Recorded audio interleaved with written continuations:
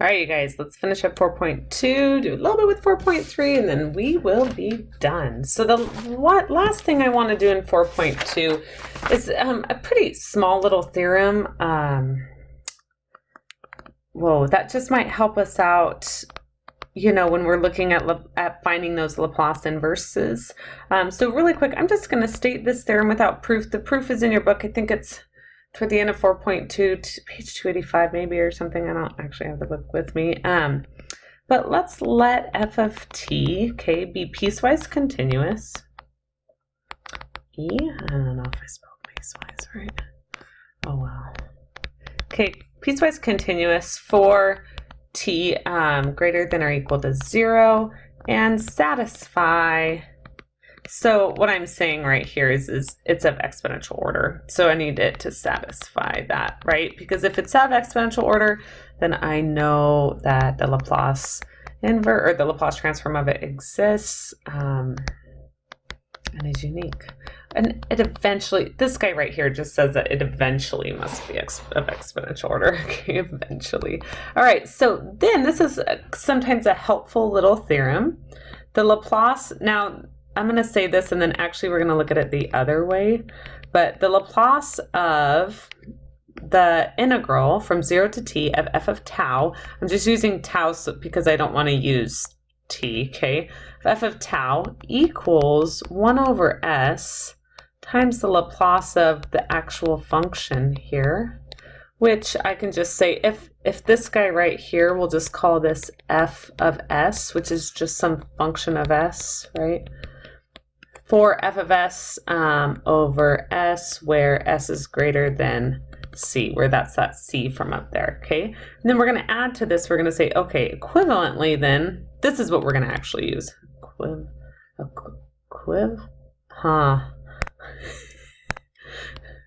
I've been in meetings for 8 hours a day since Friday, and it's Sunday evening, so my mind's a little gone. Aren't you glad you get to listen to me try and spell equivalently? All right, equivalently, here's actually what I'm going to use this for. Remember, I want to find these f of t's given the Laplace. So what I want to find is the Laplace inverse of f of s over s. So I'm actually going to read this the other way. If I take the Laplace inverse of that, if I don't recognize this as the Laplace of something, I could take the integral from 0 to t of this, that f of, let's see. I have f of tau, d tau, where again, I can find this f of tau because this little guy right here, this is just going to be the Laplace inverse of f of s, okay? So I think I'm going to show you an example, and when I show you the example, you will magically know what's happening. Okay, so again, if you want to, if you'd like to look at this, or the proof of that theorem, the proof of the theorem actually just comes from the fundamental theorem of calculus, which is always a good time. So you should probably go and look at that theorem, which I'm sure you are. So example, find f of t, if the Laplace of f of t, I'm going to use a different function here. I'm going to say, just in case, I'm going to say g of t here, because I'm going to use that that lowercase f for something else. If the Laplace of g of t equals 1 over s times s squared plus 9. It's actually probably fine if I had used that, but okay.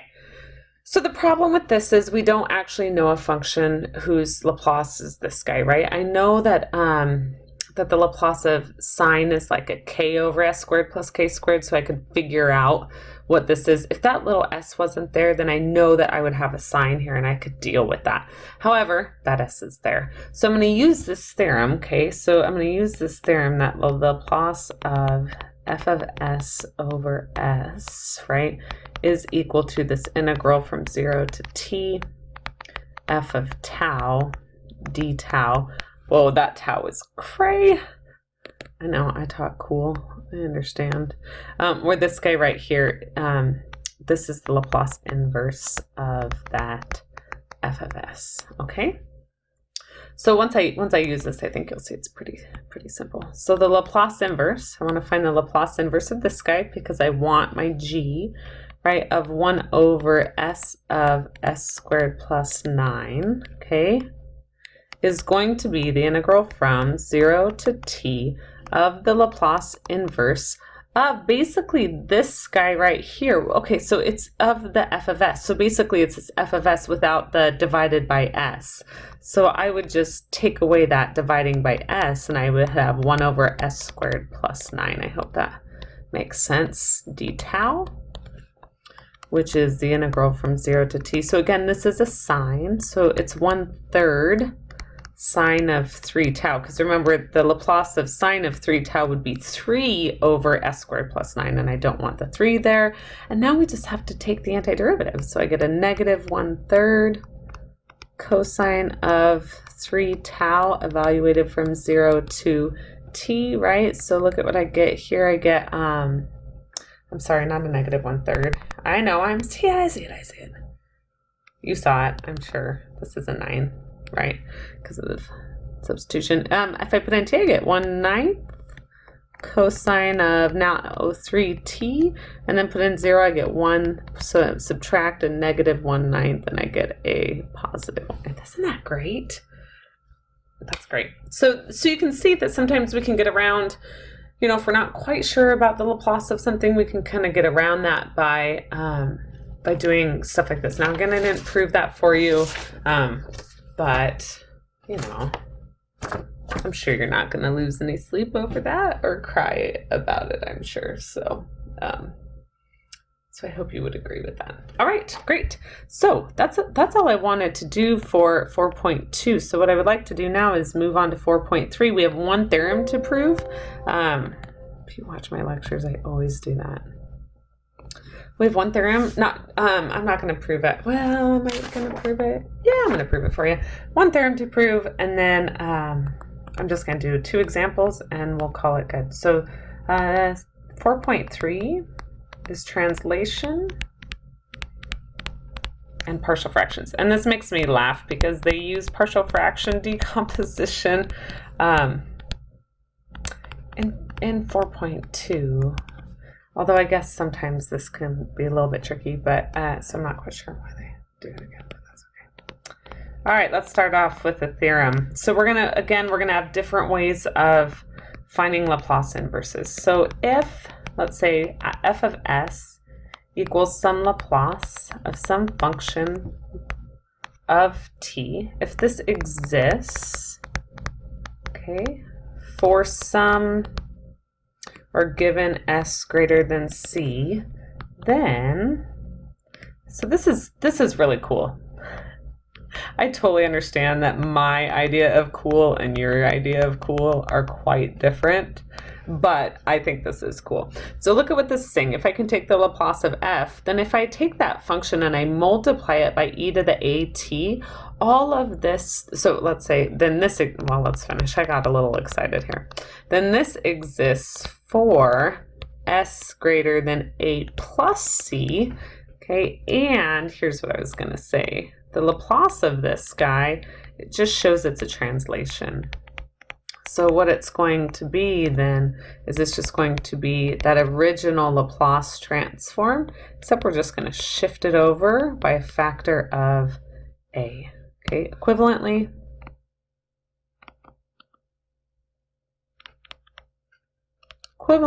the Laplace inverse of f of s minus a is just going to be e to the at f of t. So if we look at something and we're like, oh, that looks a lot like sine, or maybe we don't have like a perfect square or something, we can figure out what to do with it. So then I'm just, so thus the translation of s going to s minus a corresponds to multiplying f of t by e to the at. Really quick proof of this. I'm just going to start with this. Well, let's let the Laplace, right? A good proof here states what we know, be f of s. okay, then f of s minus a, right, is the integral from, this is just the definition of the Laplace, e to that. Now I'm going to have, remember what the Laplace is, people? It's the integral from 0 to infinity e to the negative st times f of t, right, dt. So instead of having an s there, I'm going to have s minus a times t f of t dt. And if you notice, look at what this is. This is just the integral of, from 0 to infinity, of e to the negative st. So now I'm going to kind of multiply this t through and multiply the negative through. And then I'm going to break up, oh, poor e to the s minus at dt. So all I've done there is kind of rewritten it. So if you notice here, look at what I have. I have this e to the negative st times some function, right? So that's equivalent to that guy right there, which, what do you know? This is just the Laplace of e to the at f of t. So I'm going to do a couple examples, and that's it. Oh, really quick. Let's write down a couple important ones maybe. Again, I know I'm talking kind of fast. You are welcome to, pause the video. That's what's great is, or you can fast forward me. That's the wonderful thing about the videos, right? And not in class. So if I had e to the at, let's say t to the n, remember the Laplace of t to the n is n factorial over s to the n. So now instead it would be s minus a to the n. Remember, s needs to be greater than a. If I had e to the at cosine of kt, remember cosine is s over s squared plus k squared. So now it would be s minus a over s minus a squared plus k squared.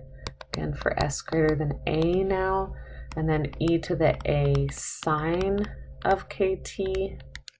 Right, well, sine of kt is just k over s squared plus k squared, but now it'd be s minus a squared plus k squared, s again greater than a. So those are just a couple other ones that we're going to really see here. Okay, so again, if you're not ready to move on, pause the video. I don't know why I have to tell you that. You could probably figure that out. Oh my goodness, Sarah. Okay, let's do an example. This will be fun. So I want to solve using Laplace transforms. Okay, so again, like I talked about in that last video, solving these initial value problems with the Laplace transform is much easier than actually doing this the way we did with like the undetermined coefficients one.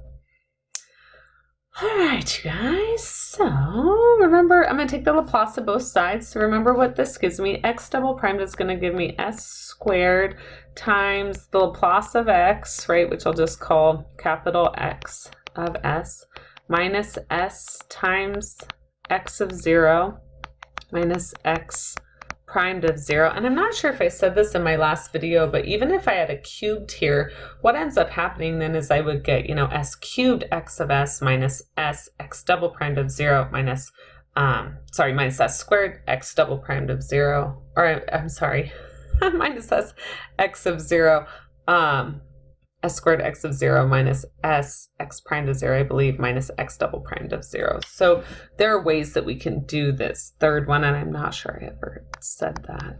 And then here, remember what x primed becomes. That becomes 2s times the Laplace of x minus 2x of 0. And then what's the Laplace of x? That's just capital X of s, oh man, I'm really running out of room, equals 1 over s minus a negative 1, which is 1 over s plus 1. Okay, so that's if I'm going to shift that over. All right, so let's kind of mess with this a little bit and see what happens. So that guy's gone, right? That guy's gone. And so I'm going to factor out my capital X of s. So I get an s squared plus 2s plus 1 times my capital X of s. And then what am I left with here? This x prime that I have minus 1 then equals 1 over s plus 1. Okay. All right. So look at what I'm going to get. So I'm going to go ahead and add that 1 over, and I'm going to get a common denominator. So it'll be s plus 1 over s plus 1, right? So we got to remember, I know you remember because a lot of you had Susan as your teacher for the partial frac decomp. That's how the cool kids say it. I don't know if you knew that. I'm going to add this 1 over, okay, and I'm going to get what? S plus 2, right? If I get s plus 1, and then I'm going to divide by this guy right here. So I'm going to have the s plus 1 divided by s squared plus 2s plus 1. So the reason that theorem that I was talking about, we divided by that, kind of comes in handy here is because now if you notice, I'm going to get here s plus 1, this guy squared. So I get s plus 2 all over s plus 1 squared. So when I do my partial fraction decomposition, right, so what I know then is that s plus 2 over s plus 1 quantity squared. S plus 1 is a linear factor, but remember I have to consider all powers of this. So I have to do a over s plus 1, b over s plus 1 squared, basically all the multiplicities, c over s plus 1 cubed. So if you think of taking the inverse Laplace of any of these, you'll notice that we don't have anything for this b over s plus 1 squared, and I don't have any functions for this c over s plus 1 cubed, but I do if I think about that translation, okay? So remember, this is what my partial fraction decomp is going to become. Oh, sorry, I kind of messed up there. This guy down here, kind of all over the place. Should be a cubed because I have 3 of them here. And remember again, I have s plus 1 is linear, and I can't factor it anymore. So the top is always 1 degree less than whatever your factor is. So a is 1 degree less than s plus 1. So I have a over s plus 1, b over s plus 1 squared, c over s plus 1 cubed. Okay, now what are you going to do? You're going to do glorious algebra. You're going to multiply this whole thing by s plus 1 cubed. Same thing over here, s plus 1 cubed, and then you're going to get another page. Okay, and let's see what we have going on then. I would have s plus 2 equal to, well, you're going to have, if you look back here, right, a times s plus 1 squared, because one of the factors is going to cancel out. And so that's going to be a s squared plus 2as. If I FOIL that out, plus a, then that b is just going to be multiplied by one of them, so we have bs, obviously, plus b. And then, silly jokes make me laugh because I'm in middle school apparently. And then the s plus 1's cubed cancel, and I just get the c. So you can see that my squared terms, I only have 1 squared term, so that's going to tell me that a equals 0 because I don't want any squares. If I look at my s terms, I have 2a plus b must equal what? 1, right? So again, look at what I'm looking at here. This is my s squared coefficients, s coefficients, and then my constants, that's a little c. What do I have for my constants? A plus b plus c then must equal 2. So if I use the fact that a is 0, then I get that b equals 1. And if I use the fact that a is 0 and b is 1, then I get that c equals 1. Okay, so what do I get for the Laplace then of x, little x, is going to be 1 over s plus 1 squared. Again, where did I get that? I got that from right here, right? That's what we define that to be right there. Plus 1 over s plus 1 cubed. Now remember, we don't know a function whose Laplace is this. I know t to the n goes to n factorial over s to the n, and I know that e to the at goes to 1 over s minus a, but if you notice, I don't have anything about s minus a cubed or anything like that. So what are we going to use? We're going to use the fact that e to the at t to the n, right, is going to go to n factorial. It's just going to be a shift, right? We're just going to have a shift, okay? So if I look at, so what would x of t be then if I apply the inverse Laplace, right, to this? What am I going to get? I'm going to get t e to the negative t, right? Negative because this is a positive here. And then if I have a squared, remember that's going to go to t. And then with this cubed here, did I write that down right, guys? Oh, I didn't. I'm sorry. That should be plus 1. I think I made that mistake also back a little bit in the notes when I put n factorial over s to the n. Sorry about that. That's n plus 1. So if I look at this cubed right here, I know this is going to be, I'm going to leave a space here. I know that this is going to be, t squared, e to the negative t. But if it was t squared, I would have a 2 factorial, which is just 2. I don't want a 2 there, so I have 1/2. And look at that, you guys. So this guy right here includes looking at my complementary solution, finding a particular solution, putting those all together, and finding those initial conditions. So the Laplace transform method is just pretty darn amazing. I know you agree with me. All right, you guys, I'm gonna do one more and then I'm gonna call it good because I actually, lucky for you, have to be somewhere here pretty soon for my conference. So let me do one more example. So you should be thanking my math conference for that. Let me clear this out. Okay, one more example and then we'll call this good.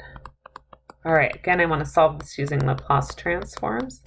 X double prime minus 2x primed plus 5x equals negative 8 e to the negative t, where x of 0 equals 2 and x primed of 0 equals 12. Okay, so if I do this, I get s squared times capital X of s minus s of x of 0. That's just my function. Remember, minus x primed of 0, right? That's the Laplace of the double prime. If I take that negative 2 through, 2s x of, oh, I'm sorry. You got to be a little careful when you do these because a capital X, right, is different. Capital X of s plus 2x of 0, that's an initial condition. And then 5, I would have plus 5. That's why I always put capital X of s. I know that's a little redundant, but, well, not redundant. It gets a little old writing it over and over, but I don't want to mess that up with my little ones. And then, little ones, e to the negative t, the Laplace of that is s, negative 8 over s plus 1. Okay? All right, so let's see what's going to happen. So, all right, so I'm going to get, let's go ahead and take out my x of s's, my Laplaces here. So I have s squared minus 2s plus 5, right, times the Laplace of that guy. So I just took those terms and put them together. And then let's see what we're going to have left over. So this guy here becomes minus 2s minus 12, right? Plus 4, and that's it, equals negative 8 over s plus 1. Okay, so this one's going to be pretty awesome. So let's again kind of clean this up a little bit. Minus 2s plus 5. Again, this is the Laplace of, remember what this is. This is the Laplace of my solution. Now, notice what we're going to do here. I'm going to be adding 2s, and then what is that? Minus 8 over here, so it'll be plus 8. So what I need to do is get a common denominator. So I'm going to go ahead and just do that. I'll let you do that. You would multiply this by s plus 1, this by s plus 1, right? And combine like terms.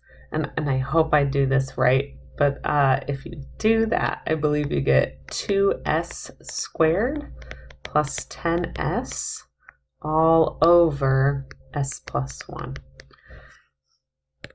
All right, I'm going to take this guy and divide by it. So I'm going to get over here, s plus 1, right, times s squared minus 2s plus 5. Here's the thing about this s squared minus 2s plus 5, it doesn't factor. So this is a quadratic that we call irreducible. So this guy you're just going to leave alone, okay? And so for right now, and I'm going to skip a little bit of the math here. That's not what I wanted to do. All right, so what I'm going to do then is I'm going to do a partial fraction decomp. PF decomped. We should, that's really cool. I feel really cool when I say that. Partial fraction decomp. Okay, so remember what I'm going to set this equal to. This is a linear factor, so I just get a over s plus 1. This right here is a quadratic factor, and remember it's irreducible, so I just put something that is 1 degree less on top.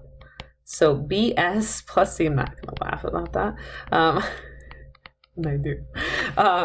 Minus 2s plus 5, because this guy's irreducible. Okay, so I'm going to go ahead and tell you what a, b, and c are going to be just because of time. And I'm almost at a half hour already. And if you've already watched my 45-minute lecture, I'm sure you're over that. So you have some magic happen, right? You multiply everything by the s plus 1, the s squared minus 2s plus 5. Foil that sucker out with the s plus 1, you take the a through, you set coefficients equal to each other, and by magic you get a to be -1, b to be 3, I'm pretty sure c to be 5. Okay, all right, so here we go, people. So let me clear this out really quick. Oh my goodness. How many times, Sarah, does this have to happen? My goodness. Okay, so now what we get is I have my partial fraction decomposition, and I have that the Laplace of whatever my solution is -1 over s plus 1, okay, plus 3s plus 5 all over s squared minus 2s plus 5. So what I'm going to do, we're going to do something kind of cool here. Well, obviously it's cool. Here's the thing, you guys. I don't know, right? So I'm going to break these up into two separate. So this one right here, I just broke up, right? I undid a common denominator, basically. I don't know. This doesn't look like anything that I know the Laplace transform of. But guess what? If I just mess with it a little bit, I will see something. What I'm going to do, you're going to be so excited. I am super excited too. I'm going to complete the square. That's right. I know you're excited. So remember, you take half that sucker. That's 1. I know it's -1, but I'm going to square it. So I square it. I'm going to add 1. But if I bring in a 1, you better believe you're taking that 1 away. I'm getting ahead of myself. So you guys, look at this. Isn't this cool? So I'm going to complete. I know. You're excited. You know why I like doing lectures on this is because I just imagine what you're saying and I just respond myself. And, you know, in my head, you guys think this is really cool. So this guy right here, if you notice, becomes a perfect square. It becomes s minus 1 quantity squared, and then 5 minus 1 is 4. Oh, people, this is so cool. S minus 1 quantity squared plus 4. So that completing the square nonsense, it's not nonsense, that completing the square stuff that you learned in like college algebra that you thought was stupid, and why don't we just use the quadratic formula? Because what? We use it a lot more. So why is this exciting? Why am I excited? Well, because it's math, and I get excited about math no matter what. And I've been stuck in a meeting all day, so doing math is really exciting for me right now. But this guy right here, remember, this guy right here looks a lot like, remember what the Laplace of cosine is? The Laplace of cosine is this, right? So it looks like we're pretty close to having what we need to find have what I want. Okay, so what I want is I want to get it to look something like this. I might have to mess with this just a little bit more, but it's going to be pretty awesome. What I want, right, is I want this to be now s minus 1, right? I want this to be s minus 1 times s minus 1 squared plus k squared, because then I know that this guy right here is just going to be e to the t cosine with maybe something going on, right? And I'm going to have a 2t here. So this is going to be pretty awesome. So I got to figure out kind of how to get this s minus 1, right? I think I can add something in and then take it away. So let me get rid of this really quick.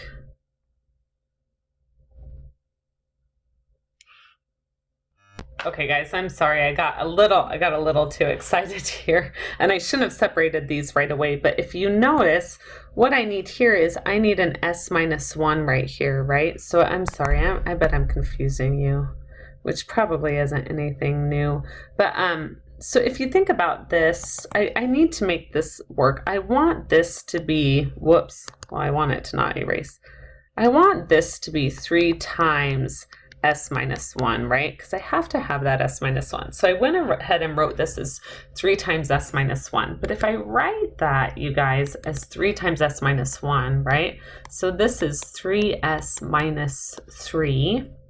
So I've taken away 3, so I need to add that 3 back in. And I really should have done that like up here. I shouldn't have split these up.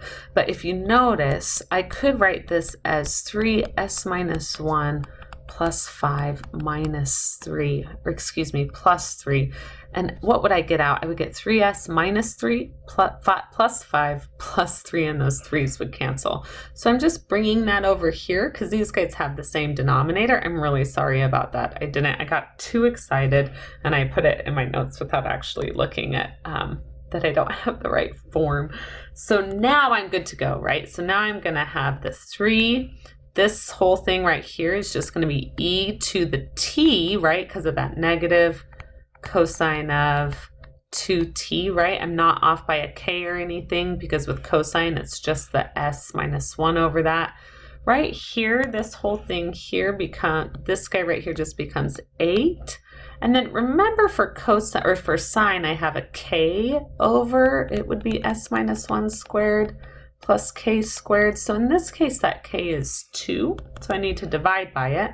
So I should have plus 4 e to the t sine of 2t. Oh my goodness, I'm so sorry about that. That is so embarrassing. In my notes, I just went from the 3s and I went straight down to here, which is totally wrong. I hope that makes sense. I'm going to stop the video right here because I actually have to go. But you know, I want you to look at this. I want you to see a couple examples. And then what we're going to do on Thursday when I come back is we are going to start with the fun sheet. So we'll start with the fun sheet for 4.3 so you get some practice with this. And maybe I'll do one more example on the board. And then I'll post your homework for you in the email that I send you. All right, you guys. Thanks for watching. Bye.